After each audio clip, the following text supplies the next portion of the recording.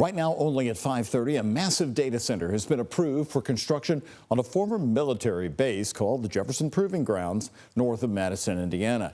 An Indiana consumer advocacy group says it will be one of the largest data centers in the country.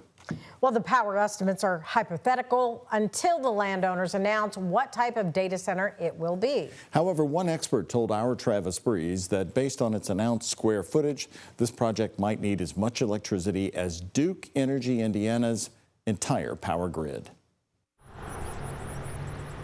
The former airfield at Jefferson Proving Grounds has sat mostly unused since the Army closed the base in the late 1990s. The Ford family, who owns the land, wants to turn 549 acres into a 7.1 million square foot data center. If you were a person that believed that we have to have data centers, would this be a good place for one?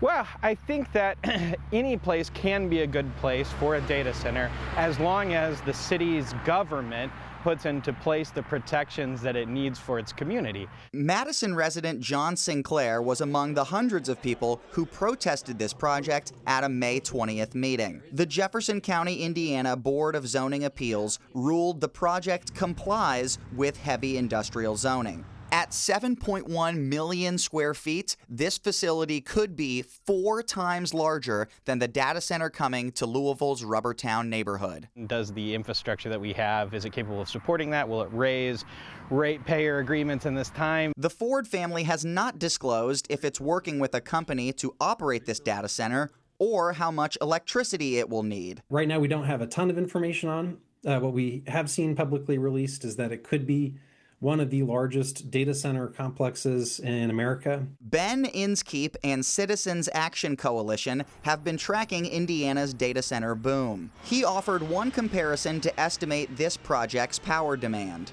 The Meta data center under construction in Lebanon, Indiana, says it's going to have about 4 million square feet and use 1,000 megawatts of power. 1,000 megawatts equals 1 gigawatt, and the Jefferson County data center is supposed to be 78% larger than the one in Lebanon, Indiana. University of Chicago computer science professor Dr. Andrew Chen says power use can vary greatly. It depends if the data center is storing people's emails and pictures or if it's running artificial intelligence modules. The most extreme ones are what people are building a lot these days, these AI training data centers. At the other end of the spectrum, you have traditional cloud data centers, and the ratio between them might be as much as 20 to 1.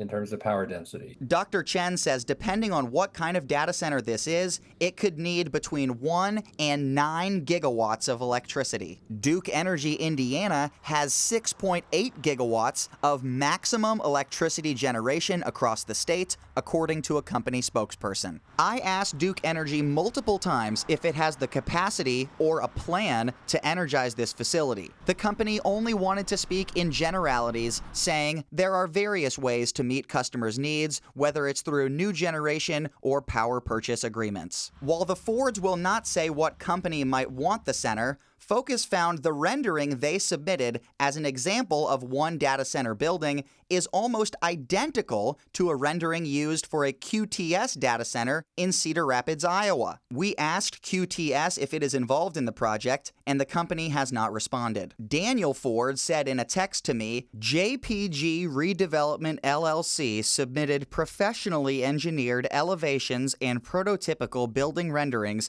to illustrate the character of the proposed buildings.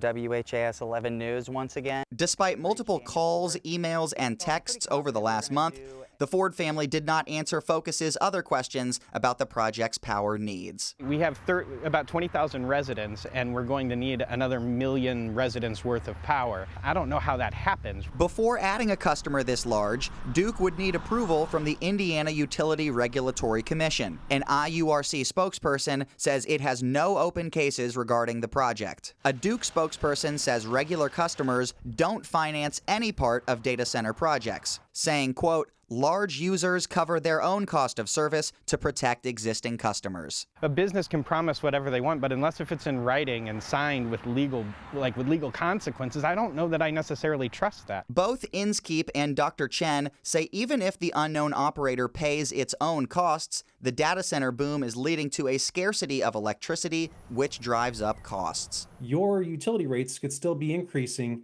because when your utility needs to go out and build a new power plant to serve its customers, those costs are going to be much higher than they have been historically. Daniel Ford told us in a past interview the project will bring 300 to 450 jobs. Planning documents say 50 jobs will remain after construction. Ford also says it will bring $60 million per year in tax revenue for the county. Sinclair says there are too many unanswered questions right now to celebrate those economic benefits. But without that information, I don't think I can make a decision about whether or not that money is valuable or not. The data center may be tucked away on private property, but the debate over its impact is very much public. 3 people who live near this data center site are challenging the Board of Zoning Appeals decision on May 20th, saying that this project actually should not have been compliant with heavy industrial zoning. Since we began working on this story, plans were announced for a data center in Carrollton, Kentucky, about 30 miles away. Based on acreage, that project could be the same size as the Jefferson Proving Grounds project. Travis Breeze, WHAS 11 on your side.